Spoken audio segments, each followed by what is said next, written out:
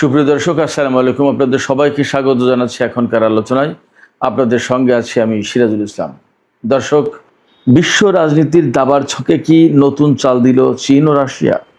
একদিকে শুরু হয়েছে দুই পরাশক্তির যৌথ মহড়া, অন্যদিকে প্রশান্ত মহাসাগরে চীনা সাবমেরিন থেকে ছোড়া হয়েছে পারমাণবিক অস্ত্র বহনে সক্ষম ব্যালিস্টিক ক্ষেপণাস্ত্র। এতে ক্ষুব্ধ জাপান, অস্ট্রেলিয়া ও নিউজিল্যান্ড।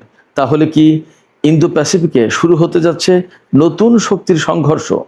আর আমেরিকার জন্য এর অর্থ কি? আজকের বিশ্লেষণে জানবেন পুরো চিত্র। দর্শক, বিশ্ব পরিস্থিতি এখন আমরা সবাই জানি টালমাটাল। মধ্যপ্রাচ্যকে কেন্দ্র করে পশ্চিমা রাজনীতি ভীষণভাবে উত্তপ্ত। বিশেষ করে আমেরিকা, ইসরায়েল এবং ইরানের মধ্যে প্রচণ্ড রকমের সামরিক উত্তেজনা। ইরানের পাশে চীন এবং রাশিয়া রয়েছে, একথা সবার জানা। যখন মধ্যপ্রাচ্য নিয়ে আমরা সবাই ব্যতিব্যস্ত, তখন পূর্বাঞ্চলে অর্থাৎ বিশ্বের পূর্ব দিকে চীন এবং রাশিয়া যৌথ মহড়া শুরু করেছে। একদম পুরো এক সপ্তাহ ব্যাপী চলবে এই মহড়া। 6 তারিখ অর্থাৎ আজ 6 জুলাই 2026 এই দিনে শুরু হলো চীন এবং রাশিয়ার যৌথ মহড়া। এই মহড়া চলবে আগামী 13 জুলাই পর্যন্ত। এরপরে এখানেই কিন্তু শেষ কথা নয়। এই মহড়া শেষের পরে পশ্চিম প্রশান্ত মহাসাগরে চীন এবং রাশিয়া যৌথ টহল অভিযান শুরু করবে। কতদিন চলবে এই যৌথ টহল অভিযান তা পরিষ্কার করে বলা হয়নি, তবে এই অভিযান যে চলবে যৌথভাবে এটা একদম পরিষ্কার, এটা লিখিত। প্রশ্ন আসছে, এই যে যখন বিশ্ব যথেষ্ট উত্তেজনা, মধ্যপ্রাচ্য নিয়ে যখন অনেকটা অগ্নিগর্ভ রাজনীতি এবং সামরিক নীতি, তখন পূর্বাঞ্চলে বিশ্বের পূর্ব অংশে এই যে মহড়া, এই যে যৌথ টহল প্রশান্ত মহাসাগরে, আসলে এগুলো আমেরিকা বা তার মিত্রদের জন্য কি বার্তা দিচ্ছে? রাশিয়া আসলে কি বার্তা দিতে চায়? চীন কি বার্তা দিতে চায়? দুই দেশ সম্মিলিতভাবে যৌথভাবে আমেরিকার জন্য আসলে কি বার্তা দিতে চায়, কি করতে চায় তারা? এপাশে একই সাথে আরেকটি গুরুত্বপূর্ণ খবর আছে, যেটা বলেছি, জাস্ট আমি আপনাদেরকে একটু স্মরণ করিয়ে দিই, তারপরে বিস্তারিত আলোচনা আসবো। চীন কিন্তু আজকে মহড়ার শুরুর দিনেই সাবমেরিন থেকে এমন একটি ব্যালিস্টিক ক্ষেপণাস্ত্র ছুড়েছে যে ব্যালিস্টিক ক্ষেপণাস্ত্র পরমাণু অস্ত্র বহনে সক্ষম। এটা কিন্তু বিশেষভাবে আমেরিকার জন্য স্পেশাল মেসেজ ক্যারি করছে, স্পেশাল সিগন্যাল। কি সেই মেসেজ আমি ভিডিওর পরের অংশে আলোচনা করব। প্রথমে যৌথ মহড়া কেন, এর গুরুত্ব কি, বিষয়টা কি, এইটা নিয়ে আমি মোটামুটি একটা দীর্ঘ আলোচনা করার চেষ্টা করি। আমরা সবাই জানি বেশ বহু বছর থেকেই চীন এবং রাশিয়ার মধ্যে কিন্তু ঘনিষ্ঠতা বাড়ছে, বিশেষ করে সোভিয়েত ইউনিয়নের পতনের পর এবং প্রেসিডেন্ট ভ্লাদিমির পুতিন ক্ষমতা আসার পর। এই যে দুই দেশের ভেতরে পারস্পরিক সম্পর্ক বেড়েই চলেছে, ঘনিষ্ঠ হচ্ছে। এই সম্পর্ক বেড়ে চলা বা ঘনিষ্ঠ হওয়ার ভেতরে আরও কিছু ব্যাপার আছে। এই যে সম্পর্ক ঘনিষ্ঠ হচ্ছে, তাতে চীনকে আমরা সবাই ব্যবসায়িক হিসেবে জানি, অর্থ ব্যবসা ছাড়া আর কিছু বোঝে না। কিন্তু প্রকৃতপক্ষে ভেতরে ভেতরে চীন কিন্তু তার সামরিক শক্তিকে অনেক বাড়িয়ে ফেলেছে, অনেক নতুন কিছু যুক্ত করেছে এবং বিশ্ব শক্তির বা বিশ্ব অঙ্গনে, বিশ্ব মঞ্চে আবির্ভূত হওয়ার জন্য যেরকম একটা বড় শক্তি হতে হয়, সেই শক্তি অর্জনের চেষ্টা কিন্তু করেছে। ওপাশে সোভিয়েত ইউনিয়নের পতনের পর আমেরিকার মোকাবেলায় রাশিয়াকে দাঁড়াতে হলে একটা শক্ত অর্থনৈতিক সাপোর্ট বা সমর্থন প্রয়োজন ছিল। এই জায়গায় কিন্তু চীন সেই সাপোর্টের কাজটুকু করে গেছে। যেমন চীনের প্রয়োজন সামরিক শক্তি, তেমনি রাশিয়ার প্রয়োজন অর্থনৈতিক শক্তি। এই দুই দেশের দুই প্রয়োজনের মিটমাট বা মীমাংসা করার চেষ্টায় দুই দেশ একে অপরের কাছে আরও বেশি ঘনিষ্ঠ হয়েছে, আরও বেশি তাদের ঘনিষ্ঠতা বাড়িয়ে চীন রাশিয়াকে তার পক্ষ থেকে যে সমস্ত সাপোর্ট দেওয়ার দরকার সেগুলো দিয়েছে, আর রাশিয়া চীনকে চীনের প্রয়োজন মতো সাপোর্ট দিয়েছে। এর সাথে কিন্তু যুক্ত ছিল ইরান, আরও কিছু দেশ আছে, বাট মোটা দাগে কিন্তু রাশিয়া, চীন, ইরান এই তিন দেশের আন্তঃসম্পর্কটা বিশেষভাবে গুরুত্বপূর্ণ, সামরিক, অর্থনৈতিক, রাজনৈতিক, কূটনৈতিক সব ক্ষেত্রে। রাশিয়া এবং চীন সম্পর্ক বাড়ানোর প্রেক্ষাপটে বিগত বেশ কয়েক বছর ধরে তারা বার্ষিক মহড়া চালাচ্ছে, যৌথ মহড়া। চীন এবং রাশিয়া শুধুমাত্র দুই দেশ মিলে। সেই মহড়া কখনো কখনো এই চীনের অঞ্চলে অর্থাৎ দক্ষিণ চীন সাগরের দিকে, প্রশান্ত মহাসাগরের দিকে, পশ্চিম প্রশান্ত মহাসাগরের দিকে হচ্ছে, আবার কখনো কখনো রাশিয়ার দিকে হচ্ছে।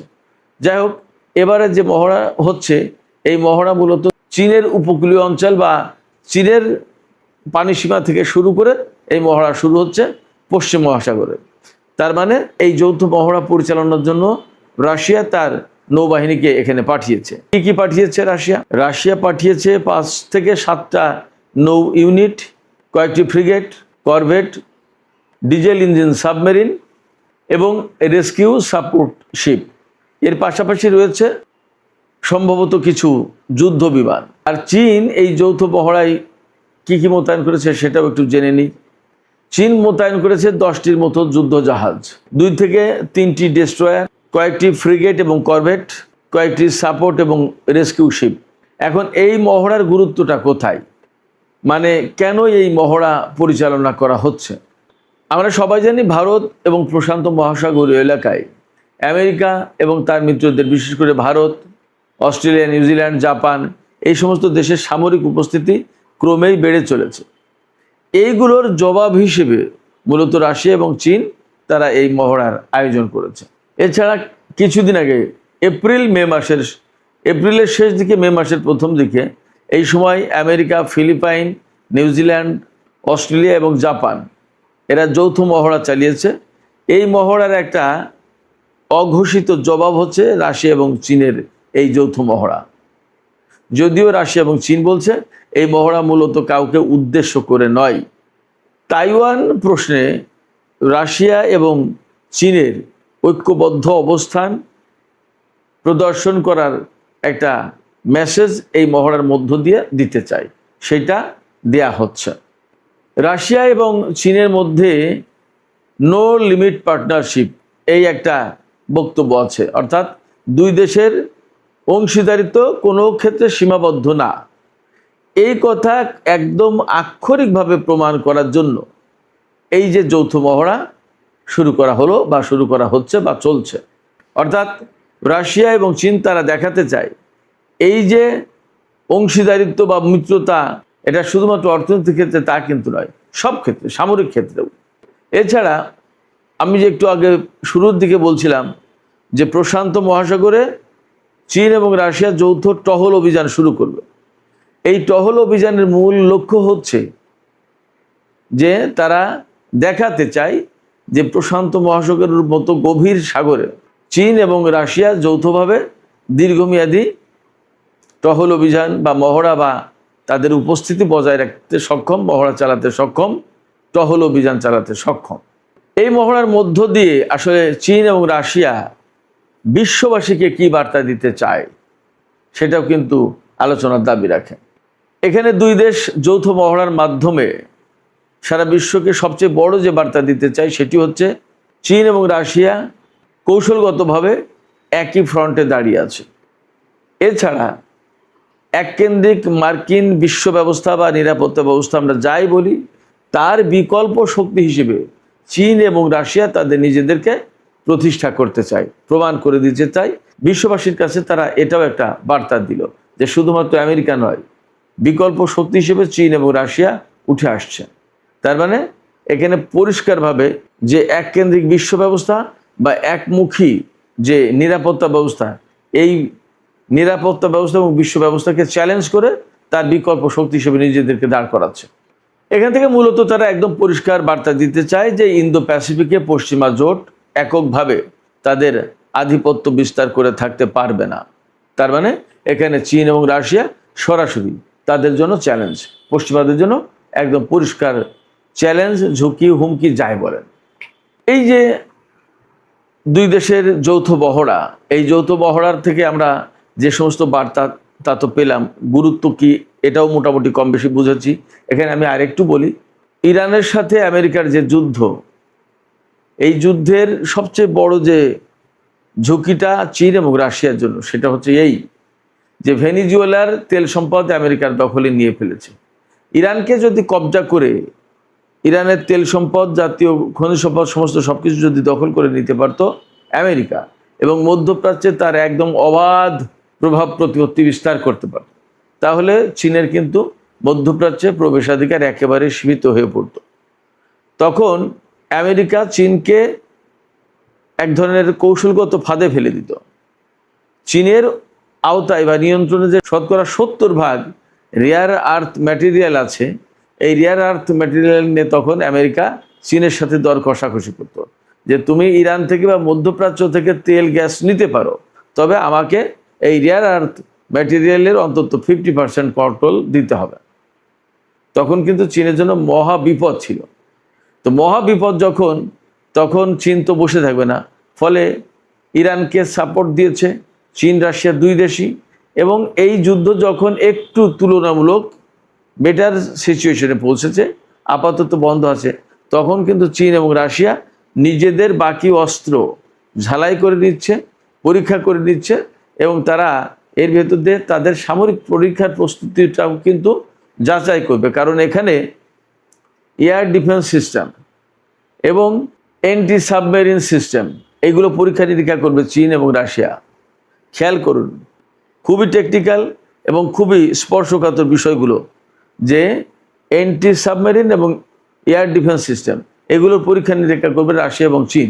তার মানে আমেরিকার সাথে যদি আকস্মিকভাবে সংঘাত শুরু হয়, বা নেটো জোটের সাথে অথবা ইউরোপের সাথে রাশিয়ার, তাইওয়ান ইস্যুকে কেন্দ্র করে আমেরিকার সাথে চীনের, তাহলে তারা যাতে এইগুলো পরীক্ষা নিরীক্ষা করে আগেই ঠিকঠাক করে রাখতে পারে, এবং তারা যাতে সময় মতো বা প্রয়োজন মতো ব্যবহার করতে পারে।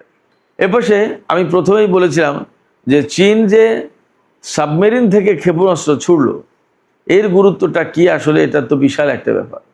এই কথাটা আমি এখন আলোচনা করি। একদম সরাসরি সর্বপ্রথম যে বিষয়টা, সেটা হচ্ছে, যেহেতু সাবমেরিন পানির নিচে দিয়ে চলে, সেক্ষেত্রে লোকচক্ষুর আড়ালে থাকে। সাবমেরিন থেকে পরমাণু ওয়ারহেড বহন করা বা বহন করতে সক্ষম এই রকম ক্ষেপণাস্ত্র পরীক্ষা করার মানে হচ্ছে আমেরিকার ভূখণ্ড আর নিরাপদ থাকবে না।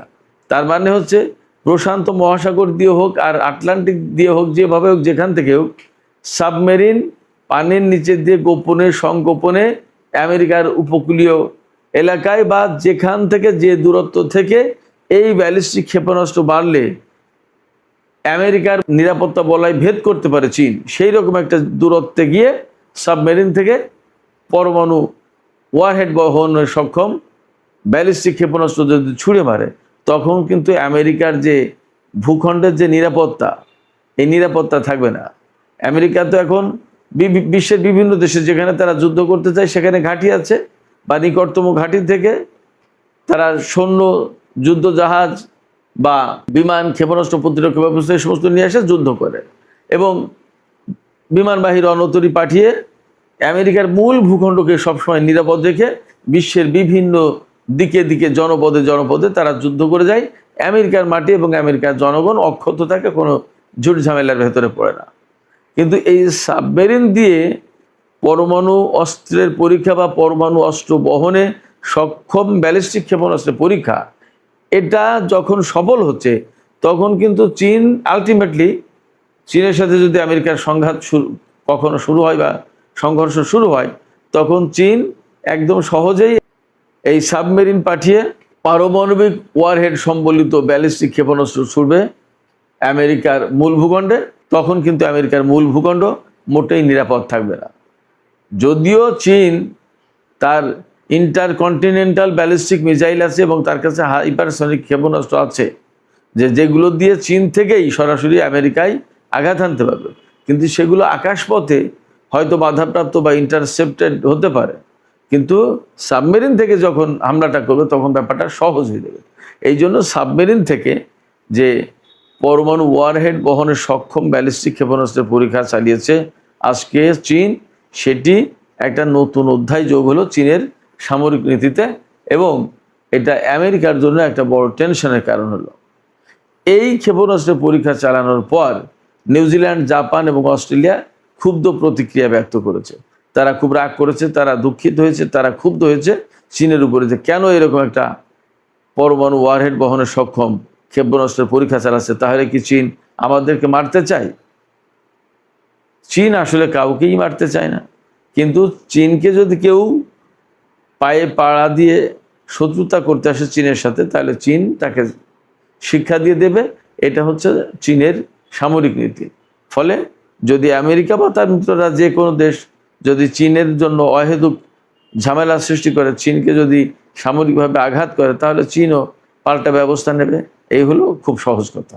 আমি প্রথমে প্রশ্ন রেখেছিলাম, তাহলে কি ইন্দো প্যাসিফিকে নতুন শক্তির আবির্ভাব ঘটতে যাচ্ছে বা নতুন শক্তির সংঘর্ষ হতে যাচ্ছে? না, এখনই আমেরিকার সাথে রাশিয়া এবং চীন যৌথভাবে যুদ্ধ শুরু করে দিচ্ছে, ব্যাপারটা এমন নয়।